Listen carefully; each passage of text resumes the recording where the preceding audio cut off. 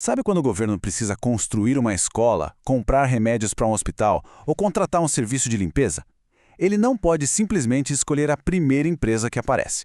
Existe todo um processo, um manual de instruções obrigatório para usar o dinheiro público. E esse conjunto de regras tem nome: licitação. Aí é que está a grande questão, né? Uma empresa privada, se quiser, pode contratar um amigo, um parente, a escolha é livre. Mas o governo não pode. Por que essa diferença toda? É exatamente isso que a gente vai desvendar agora. O ponto de partida é bem simples de entender. O dinheiro que o governo usa não é do prefeito, do governador ou do presidente. O dinheiro é público, é de todo mundo. E justamente por isso, a decisão de como gastar esse dinheiro não pode ser pessoal, não pode ser baseada no eu acho ou eu prefiro. E a solução para esse dilema é a licitação. Pensa nela como um grande processo seletivo, super formal e obrigatório, que o governo tem que fazer antes de qualquer contratação. O objetivo principal é garantir três coisas: isonomia, ou seja, tratamento igual para todos; impessoalidade, para evitar favoritismo; e moralidade, para que a escolha seja sempre a mais correta. Tá, mas na prática, para que serve toda essa burocracia? A lei define três metas bem claras, três grandes objetivos que toda licitação precisa alcançar. Vamos dar uma olhada neles. Primeiro, selecionar a proposta mais vantajosa. E atenção aqui, hein? Vantajosa não quer dizer necessariamente a mais barata. Segundo, garantir um jogo justo para todo mundo. As regras têm que ser as mesmas para uma empresa gigante e para uma pequena. E terceiro, que é um objetivo mais moderno, usar o poder de compra imenso do Estado para ajudar a economia do país e incentivar práticas sustentáveis. E para que esses objetivos todos sejam alcançados, a licitação se apoia em alguns princípios. São como as regras do jogo, que tanto o governo quanto as empresas precisam seguir à risca. Olha, se tem uma frase que resume a licitação, é essa: o edital é o documento que dá início a tudo. Ele é a lei daquela competição específica. Tudo o que pode e o que não pode fazer está escrito ali. E ninguém, nem mesmo a administração pública, pode desrespeitar o que está no edital.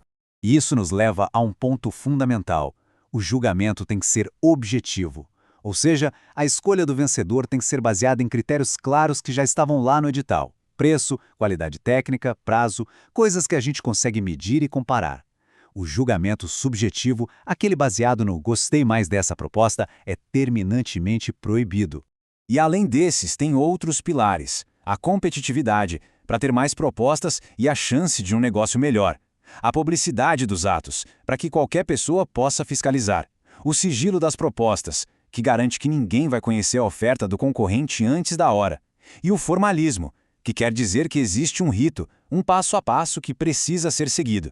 Ok, já entendemos o que é, para que serve, as regras, mas agora a pergunta é: quem é que está obrigado a seguir tudo isso? A resposta é: quase todo mundo que usa dinheiro público. A regra geral é gigantesca. Pensa só, os três poderes: executivo, legislativo e judiciário; órgãos como ministérios e secretarias; autarquias tipo INSS, fundações públicas; as empresas estatais como a Petrobras, por exemplo, e até mesmo os conselhos profissionais, como o de medicina ou de engenharia. A lista é enorme. Só que, como em quase toda regra no direito, existem exceções. E olha, algumas são bem inesperadas e causam bastante debate. A primeira grande exceção é a OAB. O Supremo Tribunal Federal já decidiu que a Ordem dos Advogados do Brasil tem uma natureza jurídica especial. Ela é considerada uma entidade independente que não faz parte da administração pública. Por isso, ela não é obrigada a licitar. A segunda exceção famosa é o chamado Sistema S: SESC, SENAI, SESI. Eles também não precisam seguir a Lei Geral de Licitações. Mas atenção, como eles administram recursos que vêm de contribuições obrigatórias, eles precisam ter um regulamento de contratação próprio, mais simplificado, mas que ainda assim respeite os princípios gerais, como o da impessoalidade. Beleza, entendido quem precisa licitar, vamos para a pergunta final. Como é que de fato se escolhe o vencedor? Aqui é super importante não confundir duas coisas: os tipos e as modalidades de licitação. É bem mais simples do que parece. Tipo de licitação é o critério de julgamento.